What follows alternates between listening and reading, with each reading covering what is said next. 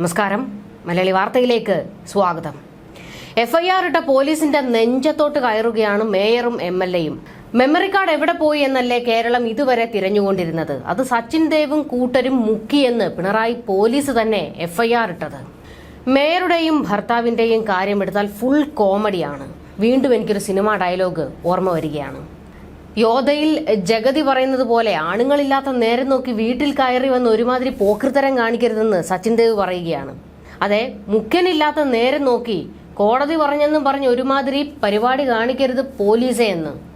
പിണറായി മാമനും കമല അമ്മായിയും വീണ മോളെ മുക്കാൻ വിദേശത്ത് പോയേക്കുവോ പറഞ്ഞേക്കാം, അവരൊന്ന് വന്നോട്ടെ. എന്നാലും പിണറായി പോലീസിന് എങ്ങനെ ധൈര്യം വന്നു മേയർക്കും സച്ചിനുമെതിരെ എഫ്ഐആർ ഇടാൻ? സഖാക്കൾക്കെതിരെ എഫ്ഐആർ ഇടാൻ മാത്രം വളർന്നോ പോലീസ്? എന്നാൽ അതൊന്ന് കാണണമല്ലോ. എഫ്ഐആർ ഇട്ട ഒരുത്തനും പെൻഷൻ വാങ്ങില്ല എന്നാണ് മേയറേച്ചിയുടെ വെല്ലുവിളി. എന്താകുമോ എന്തോ ഇനി. ആരെയോട് പറയാനുള്ളത് ധാർഷ്ട്യമാകാം, പക്ഷെ ഒന്നും അതിര് കടന്നു പോകരുത്. കൊടുത്ത പരാതിയിൽ മേയറെ പേടിച്ച് പോലീസ് നടപടി എടുത്തതേയില്ല. എന്നാൽ കോടതിയിൽ ചെന്നപ്പോൾ പോലീസിനെ നിർത്തിപ്പൊരിച്ചു. എന്തുകൊണ്ട് കേസെടുത്തില്ല? ഉടൻ കേസെടുക്കണമെന്ന് കോടതിയുടെ ഉത്തരവ്. ആരെയോട് പറയുന്നത്? പാർട്ടി കോടതിക്ക് മുകളിൽ കോടതികൾ ഇവിടെ ഉണ്ട്. ആ ഒരു ബോധം ഉണ്ടാകുന്നത് നല്ലതാണ്. അങ്ങനെ കോടതിയെ പേടിച്ച് ഉടൻ തന്നെ പോലീസ് കേസെടുത്തു. മേയർക്കും സച്ചിനുമെതിരെ ഒന്നാം തരം എഫ്ഐആറും ഇട്ടു. മേയർ അടക്കം 5 പേർക്കെതിരെയാണ് കന്റോൺമെന്റ് പോലീസ് കേസെടുത്തത്. ഈ സാഹചര്യത്തിൽ പ്രതികൾ മുൻകൂർ ജാമ്യം തേടിയേക്കും. കോടതിയിൽ യദുവിന്റെ പരാതിയിൽ സൂചിപ്പിച്ചിട്ടുള്ള അതേ കാര്യങ്ങൾ തന്നെയാണ് എഫ്ഐആറിൽ പോലീസിന് എഴുതേണ്ടി വന്നത്. ബസിലെ CCTV ക്യാമറയുടെ മെമ്മറി കാർഡ് പ്രതികൾ സ്വാധീനം ഉപയോഗിച്ച് നശിപ്പിച്ചു. സച്ചിൻ ദേവ് MLA ബസിൽ അതിക്രമിച്ച് കയറി. MLA അസഭ്യ വാക്കുകൾ ഉപയോഗിച്ചതായും എഫ്ഐആറിലുണ്ട്. തിങ്കളാഴ്ച യദുവിന്റെ ഹർജി പരിഗണിച്ച Thiruvananthapuram judicial first class magistrate കോടതിയാണ് കേസെടുക്കാൻ കന്റോൺമെന്റ് പോലീസിന് നിർദ്ദേശം നൽകിയത്.